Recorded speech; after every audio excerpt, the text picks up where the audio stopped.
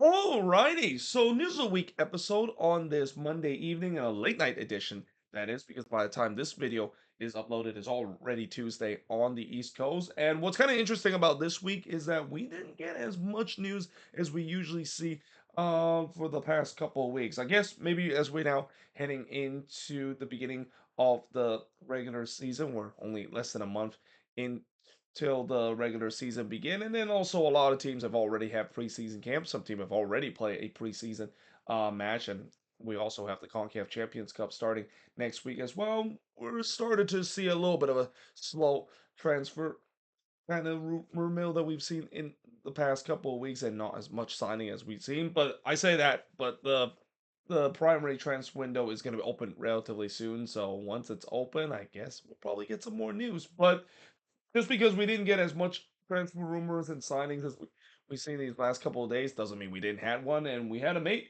one just a couple of days ago as CF Montreal has officially signed Toto Alvarez on loan from Inter Miami. Now, this is really smart from Inter Miami. And, I'm not saying that, Toto Alvarez was bad during his time with Inter Miami. He was okay during his time with Miami. But the biggest criticism of Alvarez is the fact that he is kind of a no nonsense kind of defender where he tends to be a little bit rash when it comes to his challenging. He tends to be a little bit reckless when it comes to some of the challenges he made, and because of that, he has gotten a lot of yellow cards and also red cards during his time with Inter Miami. Now, obviously, because of him being a young defender, I'm pretty sure there will be a way where he can definitely correct those mistakes as he gets more experience and maybe going to CF Montreal, a new team, and whoever is there to try to get him to have a little bit more discipline will kind of unlock the potential that he has. He does have a lot of potential if he can just figure out the disciplinary issue and just not make those rash challenges that he did during his time with Inter Miami. He can actually be a decent defender, but obviously that is a big if, and especially it's kind of interesting the fact that now Montreal potentially could be starting Alvarez and Vera as their two center back. Those are two of the most ill-disciplined kind of center back we saw last season, and guys that are not afraid to definitely get yellow cards and also get get stuck in terms of the challenge throughout the game. Yeah, that's an interesting thing, Bill, and that feels like it's a very risky kind of move that Montreal has because on one hand, those two defenders I mentioned, they could be decent as long as they, of course, control their emotion and stay disciplined. But that is a huge if, especially when you see how both of those players play. So yeah, whoever is good gonna be coaching those guys, yeah, they're gonna definitely have a hands full in terms of trying to make sure that those two guys doesn't go too crazy when it comes to being at the back and especially starting to become ill disciplined like what we've seen with both of those guys in the past as well. Now, speaking of Inter Miami, they made a signing this week as well because of course they did. I mean, it feels like they made a signing every single week. So recently they signed another goalkeeper in Luis Barraza. I already kind of mentioned this a little bit in my moving forward series about Inter Miami and how I want to congratulate Luis Barraza, of course, winning that sweepstake of able to join a team that clearly is there just to have a chance to be on a team with Messi and also earning some paycheck because yeah, I would be very shocked if Barraza might even get a chance to be playing for this Inter Miami team. I mean, he's pretty much a third string goalkeeper unless if Dane St. Clair and Rocco's Rios Novos just go out with an injury. I mean, I don't think Barraza is gonna get a lot of minutes, but that's not the point. I mean, the whole reason why he's probably very happy of going to Inter Miami is now that you get a chance to win trophies and also earn money and also get to play along with the goat himself. I mean, that feels like it's a dream for any MLS player to do, and it's no wonder why we see Inter Miami has been linked with pretty much almost everyone in MLS, and now a lot of these MLS players want to go to it because the Messi influence is definitely huge, as we've seen throughout this offseason. Now, at the same time, they also terminated Oscar Ustari contract. That's kind of interesting thing that they, of course, did it. They actually did this right after when I did my news of the week episode talk about how it seems like it's imminent that they have to terminate his contract. And yep, there you go. They immediately terminate his contract, and it kind of makes sense because you don't need four goalkeepers in your team. That there's really just no need for it. I think the writing's on the wall when Ustari was no longer going to be back on this team was when Rios Novo signed a new contract extension. Once Rios Novo signed that contract extension, there was really no room for Ustari to come, and then the final nail in the coffin has to be Barraza coming in as well. So in many ways, Barraza kind of replaced Ustari in that spot, even though it's kind of an indirect replacement because if they not sign Barraza, Ustari would be a third choice goalkeeper, and I don't think that's going to be a spot that Oscar Ustari wants to do, especially how much a huge fall from grace when he was the number one for this team from most of last season to now potentially heading into this season being a third choice goalkeeper. Now, moving on. So this is probably the biggest transfer rumors that happened the last couple of days. In fact, this actually just happened a couple of hours ago. So this is actually good. The fact that I actually wait to do this news of the week episode. Otherwise, I had to wait until Thursday to report this. So there's a report suggesting that Villareal is looking to acquire Orlando City defender Alex Freeman for $4 million plus 2.5 million in incentive, and there also will be a 15% sell on fee as part of the deal. Now, obviously, we knew this was going to happen. We knew that there was going to be a lot of interest for Alex Freeman. I had a sense that it could happen as soon as this winter. I was also thinking that in the summer there was going to be even more interest because of the upside that Alex Freeman has. Not only with Orlando City, but also with the U.S. men's national team as well. And if you're Orlando, I know this is gonna hurt. I mean, I know you're losing your biggest asset heading into the season, especially with the season about to begin. But at the same time, when you look at the amount that that Villareal offer, which by the way, this is the same team that basically offer a lot to get Taniolo O'Shea from Minnesota, and obviously Minnesota, as much as they really want to hold on to him, they just couldn't because that's too good of a price to pass up. And I feel like this is probably the same thing for Orlando City as well. The thing that will really make Orlando City accept this deal is the sell-on fee. The 15% sell-on fee is definitely a very high sell-on fee, and even if they are not getting as much as I would say that they would get Alex Freeman, especially when you look at before the incentive, the 15% sell-on is definitely going to be huge because let's say if he does well with Villareal and he gets sold off for about $20 million and so forth, you get 50% of that price, and I'm not quite sure exactly how much that is, but I think that's like somewhere about 3 million. So you get potentially 6.5 million, and then add another 3 million on top. You can get 9 million or $10 million for Alex Freeman, and that's got to consider a success, especially for a defender as well. Which usually, when it comes to teams selling defenders, it's not as high of a price as we see as Fort Worth. I mean, it's pretty much almost like twice of the price if for defender that teams usually get less compared to four, but it's still considered to be good business as well. Now, speaking of Canadian players, so Toulouse is rumored to bid for Canadian and Columbus crew for Jason Russell Rowe as well. Now, this one I'm gonna be very interested to see whether or not if the crew will accept this, and especially I didn't really get too much detail in terms of how much amount it is, and this one's kind of tough for the crew to try to let go of Jason Russell Rowe, considering they still don't know if Abu Ali is going to be ready before the beginning of the season. If that's the case, it seems like Russell Rowe probably is going to be up there. And I will say that for Russell Rowe, you got to give credit to him. And another example of seeing why Columbus has quietly started to develop some really good players within their academy and in their second team as well. Because this is a guy that coming from the second team did very well with it, got his chance with the Columbus Crew, and he definitely took his chance and then some to a point where now there's a chance he can go to Europe and a chance to really boost his ability to be on the Canadian national team as well. But again, with the way that Columbus is a little bit short on the forward depth chart, it'll be very interesting to see if they're going to let him go, especially we'll later find out what exactly the price tag is going to be. Now, Rosario Central is interest to sign Julian Fernandez away from NYCFC, and apparently the cost is around $5 million. Now, if you're NYCFC, I know they've been losing player left, right, and center, and there is some good news as I'll talk about in these next two bullet point that they are actually getting getting some player for once. And as I said, even though they are losing player left, right, and center, which feels like that's kind of a tradition for NYCFC of being a little shorthanded before the beginning of the season, at least in the last 2 years, this still kind of makes sense because for Julian Fernandez, I mentioned in the moving forward series, he's kind of become one of the more disappointing signing for NYCFC. I mean, he has potential, but the problem with Julian Fernandez in these last couple of seasons is that he's been very one dimensional, especially he just have no weak foot whatsoever. He becomes too one dimensional to a point where it's a reason why he didn't produce as much as NYCFC are hoping to do.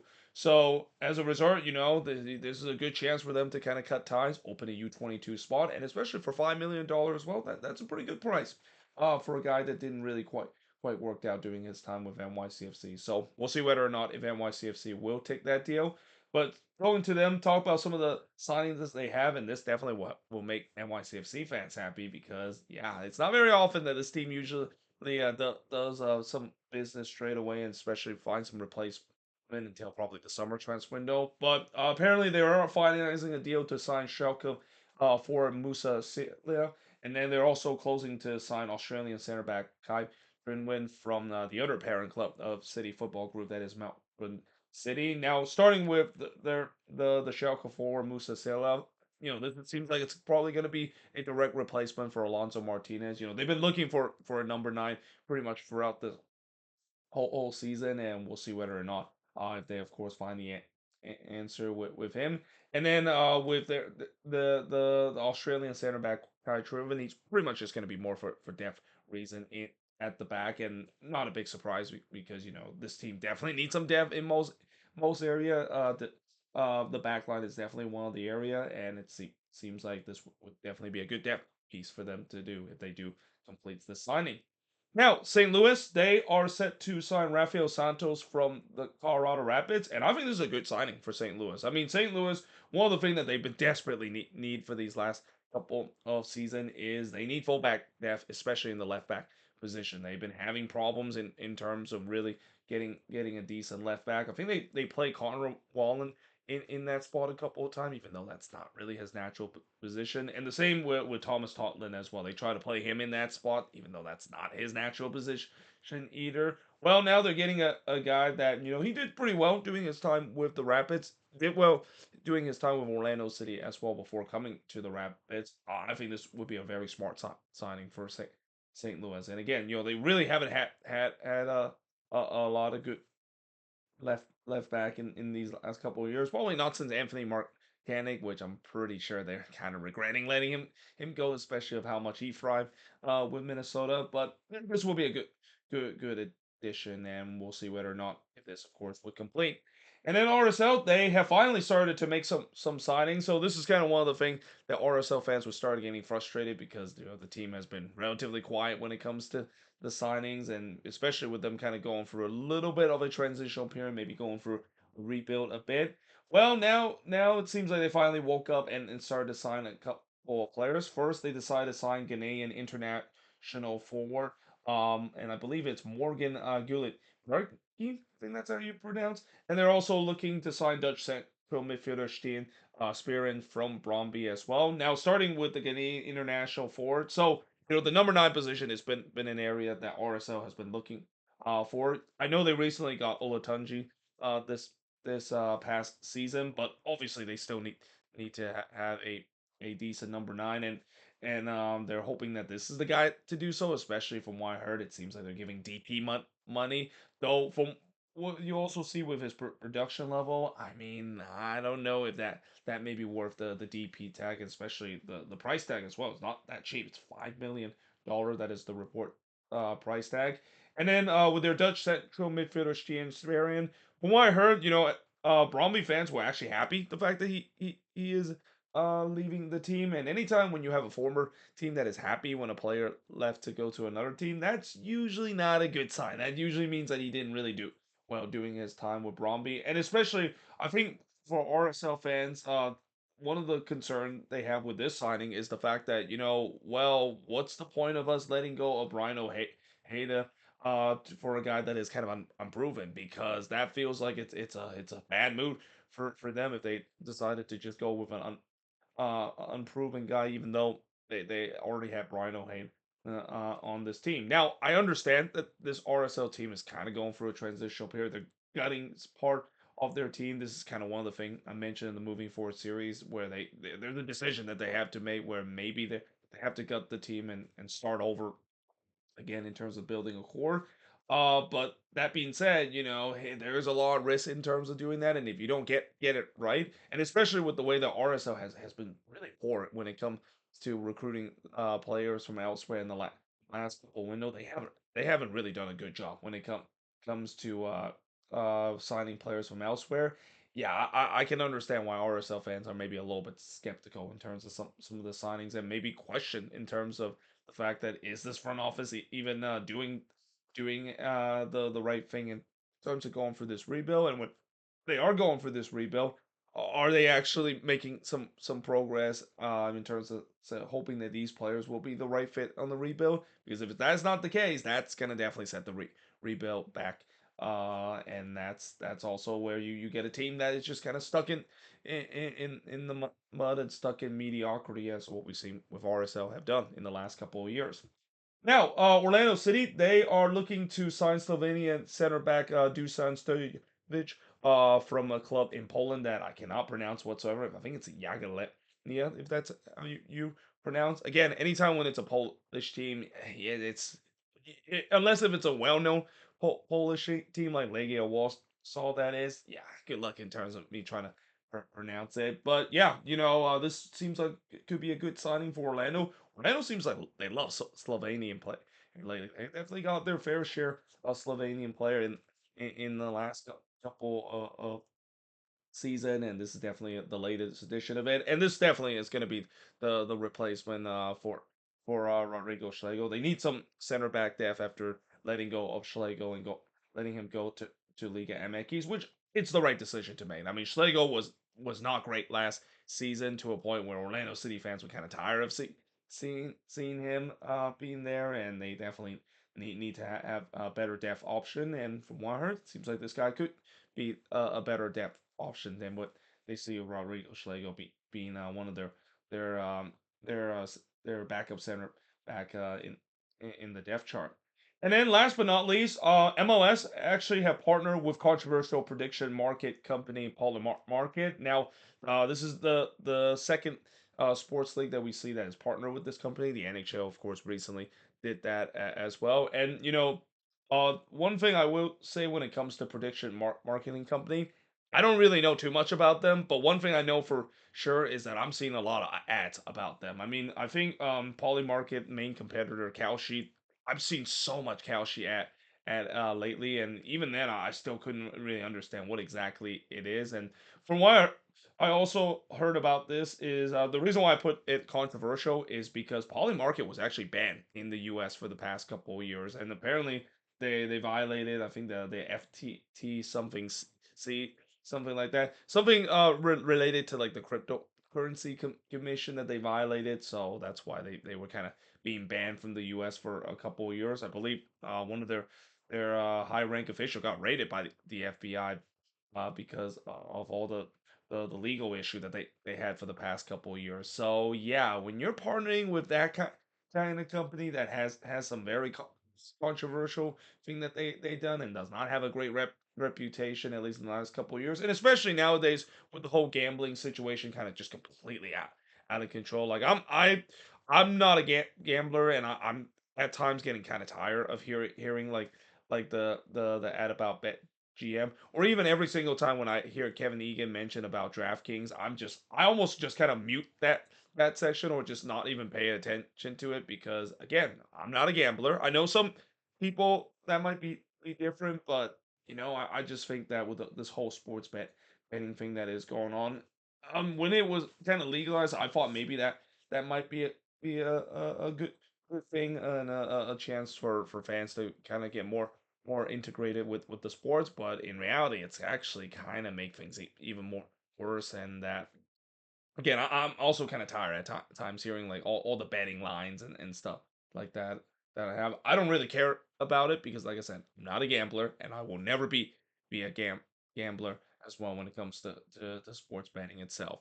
But there you have it. That is pretty much it in terms of this news of the week episode. Again, relatively short one. I mean, I know it's not short, even though it's now coming up to 20 minutes, but nothing compared to when I used to do 30 or 40 minutes news a week episode. But either way, hope you guys enjoyed this video. If you do, make sure you like, smash the subscribe button. Let me know in the comments below what do you think of these news. And as always, if there's any news I did mention here on the board, let me know in the comments below as always. But until then, hope you guys enjoyed this video, and I will see you guys next time.